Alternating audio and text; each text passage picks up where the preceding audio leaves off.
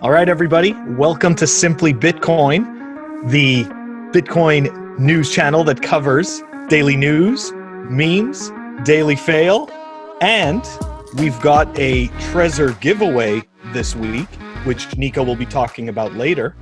But before we get into it, like and subscribe. All right, we're going to kick it off with Clark Moody Dashboard. Okay, so block height, 650,431. Price, 10,860. Chain rewrite days, 518. Total lightning capacity, now we're kicking it off nice this week, 1,112.13 BTC. It's crazy, man. Keeps on rising, baby. Not bad, huh? Not bad at all. Not bad at all. I like Phil, it. it's time for The Daily Fail. It's actually something that came in a little late last week. This was a tweet by the IMF. Oh my God, I love this video. Talking to us about inflation. Now I'm not going to play the whole minute 35, but we'll just kick it off. The chair. You go to the store in New York and you buy a nice chair for $100. You go back next year and the same chair is for $110. Prices went up. And if there's a sustained increase in the overall prices of goods and services, that's inflation. In this case, 10%. And if you're making the same salary next year, but most prices go up, you'll feel poorer. And that's not expensive. Some sectors have experienced outrageous levels of inflation, which is called hyperinflation. In 2008 in Zimbabwe, for example, the inflation rate was 11.2 million%. So back then, you may have found a lot of use for this 100 trillion Zimbabwean dollar bill. In fact, Germany, Peru, and other countries have also experienced hyperinflation in the past. Deflation, on the other hand, prices going down. And that isn't a good thing either. Not a good thing. It isn't a good thing? So for that same $100 chair, it'll only cost you $90 next year. So knowing that chair will be cheaper next year, people will hold back spending their money now. Oh, wow. Okay. So less demand for chairs. So it production rewards of consumers. chairs, fewer jobs making the chairs. So that's why countries try to pick a target of low and stable inflation. Okay. So what they're doing here is obviously indoctrination. You know, it's fantastic. It's just 100%. indoctrination.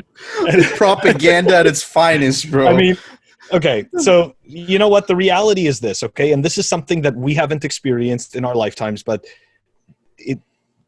if people are going to be more discerning in their spending because the medium of exchange is retaining and increasing its value, what does this force a person that makes products to do? It forces them to produce a better product. It forces them to make something, we'll say, more competitive. That's what I believe. I think that we haven't had, we believe that what we've done right now is really amazing with inflation, but the reality is that we have no idea what could have been accomplished through deflation and better money. Because really what we've created is a lot of cheap crap. Let's be honest. Okay. And cheap crap is real because we have cheap money.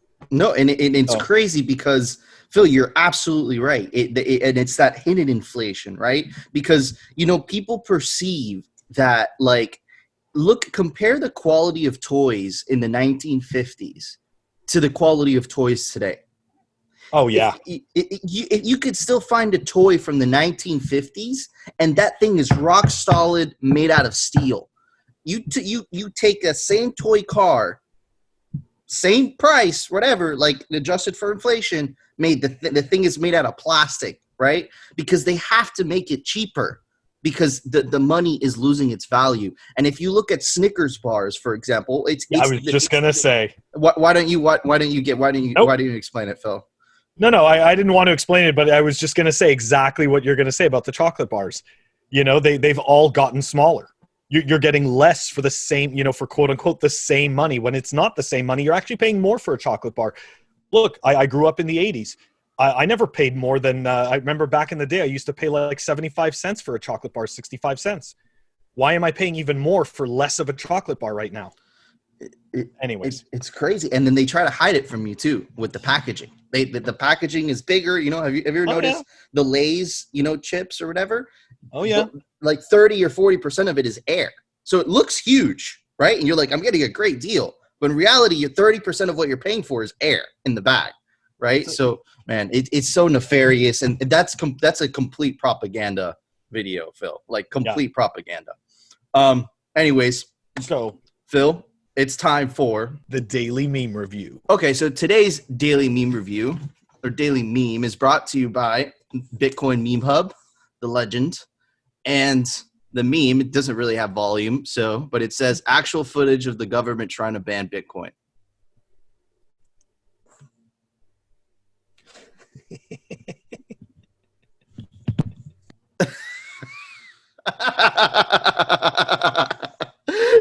Dude, that was okay, Matt. You know how much I am a sucker for laughing, bro. You make me laugh.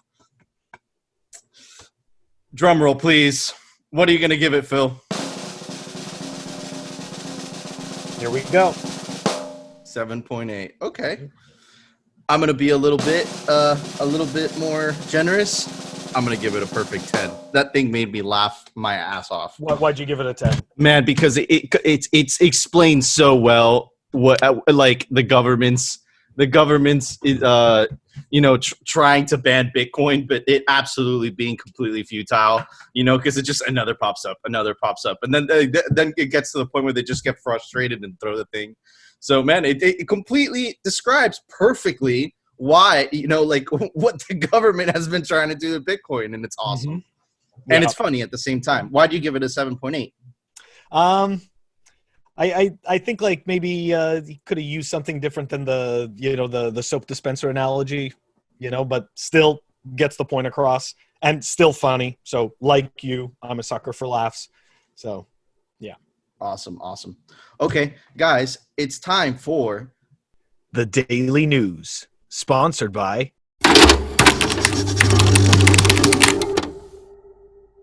really the news? Dude, do you know what this is? Yeah, I have to explain to you what this is. Okay, no, explain it to me. BitcoinAxe.com. Bitcoin Axe. What is this, right? Everyone's like, okay, what the hell why is this a piece of news? Okay, well, this is super cool because now you could pledge Satoshis to different things that you want to be finished and added to Bitcoin Core. So this is awesome. So if you don't have a background in software development, but you're still a huge fan of Bitcoin, like we all are, you could actually contribute to the developers themselves to get your piece of code added to Bitcoin Core, right? To get pulled into Bitcoin Core, and you could see the voting. You can see what people feel, the voting thing, whatever. And you could pledge, and it's not that expensive, man. It's 100,000 Satoshis. This one's obviously very popular. It says add Bitcoin Improvement Protocol 324 encrypted peer-to-peer transport. I don't know what that means, but I'm sure it's very important.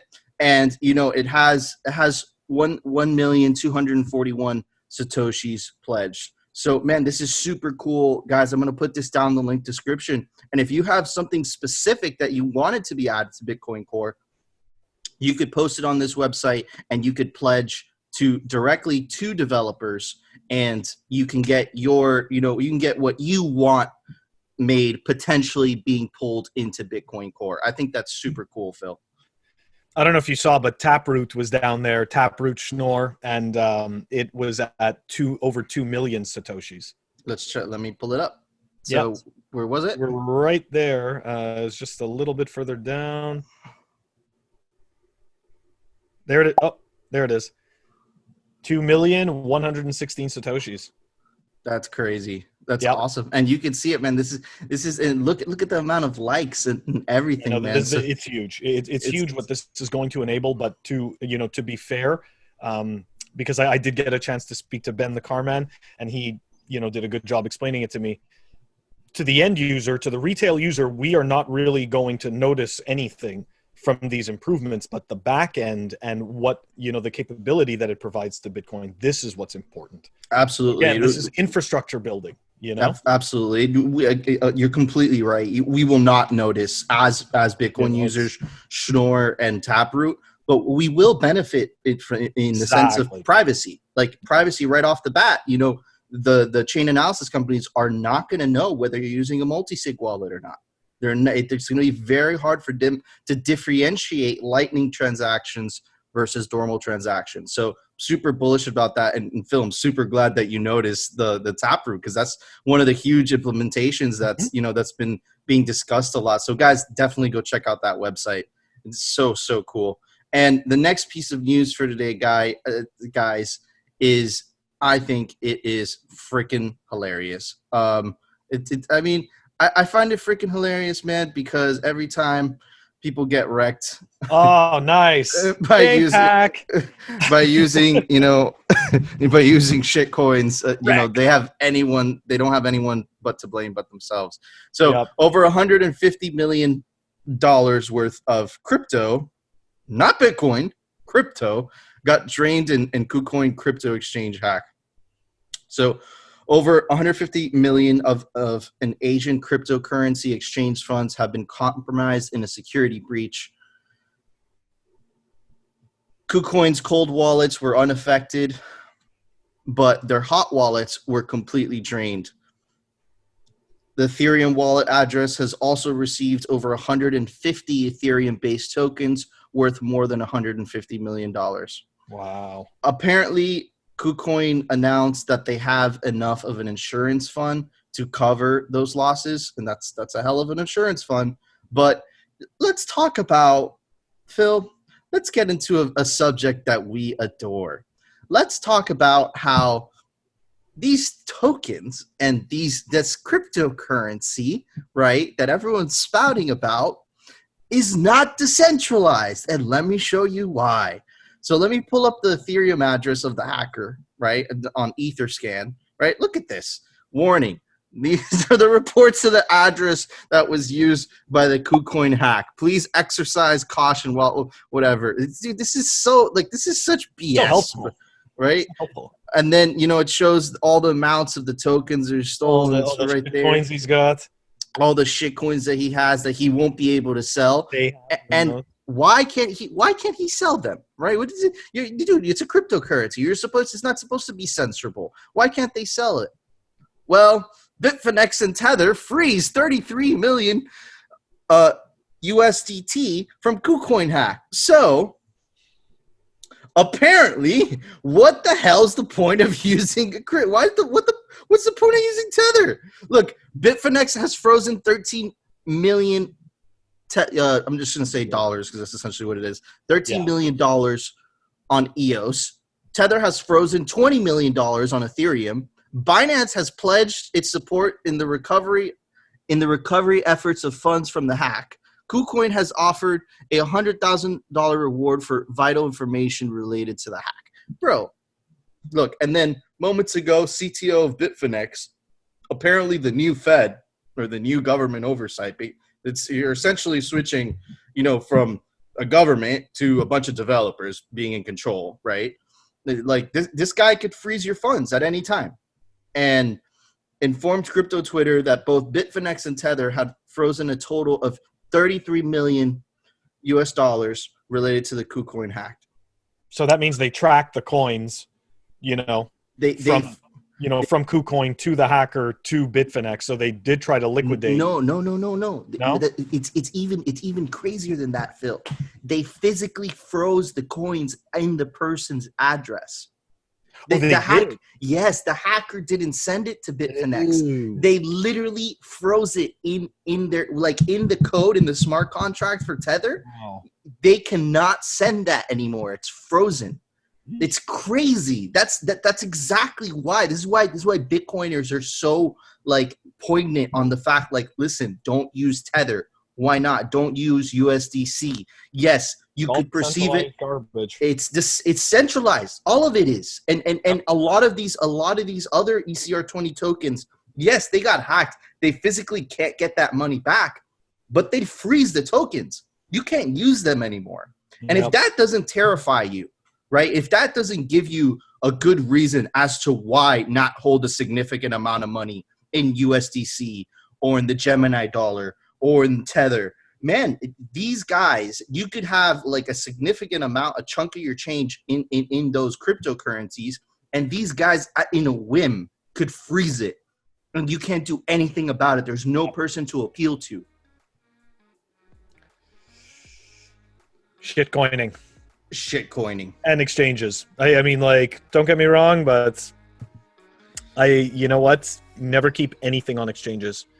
You know, I mean, the only thing that I hold anyways is Bitcoin, but I'm just saying, you know, if you're doing things like that, then at the very least, you know, just if you're going to be stupid, be smart about being stupid, and, you know, keep it in a hardware wallet.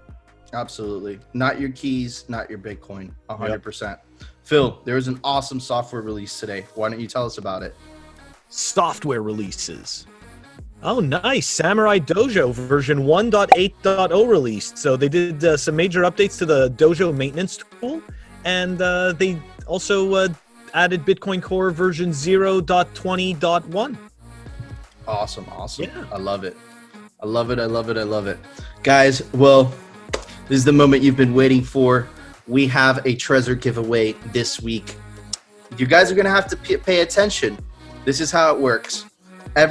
We always include little Easter eggs in all of our videos. You have to keep an eye out for every single Easter egg every single day of this week, Monday through Friday. And on Friday, the first person to post on Twitter every single Easter egg of the entire week. So Monday's Easter egg, Tuesday's Easter egg, Wednesday's Easter egg, Thursday's Easter egg, and Friday's Easter egg. The first person to post all 5 on Twitter wins a brand new Trezor. Good luck, guys, and don't worry if you missed today's episode. Tomorrow we'll remind you as well. All right, guys, thank you so much for listening. Again, without you guys, we would be nowhere. Phil and I love doing this, and of course, tune in tomorrow to Simply Bitcoin and No Shitcoins. Peace out.